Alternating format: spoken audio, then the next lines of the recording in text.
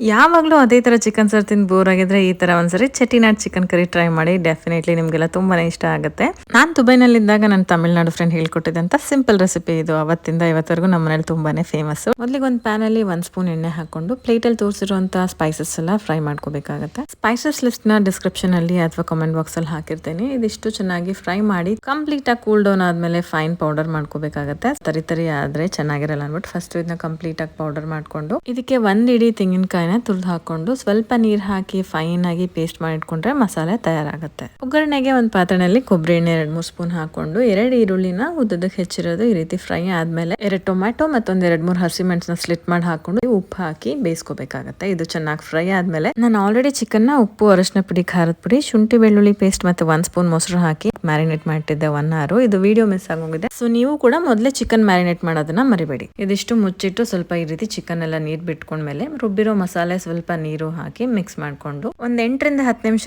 Slow flame ನಲ್ಲಿ ಚೆನ್ನಾಗಿ ಕುದಿಸಿದ್ಮೇಲೆ ಕೊತ್ತಂಬರಿ ಸೊಪ್ಪು ಮತ್ತೆ ಕರಿಬೇವು ಹಾಕಿ ಇಳಿಸಿದ್ರಾಯ್ತು. ಸೂಪರ್ ಟೇಸ್ಟಿ ಆಗಿರುವಂತ ಚೆಟ್ಟಿನಾಡ್ ಚಿಕನ್ ಕರಿ ತಯಾರಾಗುತ್ತೆ. ಪಕ್ಕಾ ಈ ಸಂಡೆ ಟ್ರೈ ಮಾಡ್ಲೇಬೇಕಾಗಿರೋಂಥ ರೆಸಿಪಿ ಇದು. ಬೇಗ ಸೇವ್ ಮಾಡ್ಕೊಳ್ಳಿ.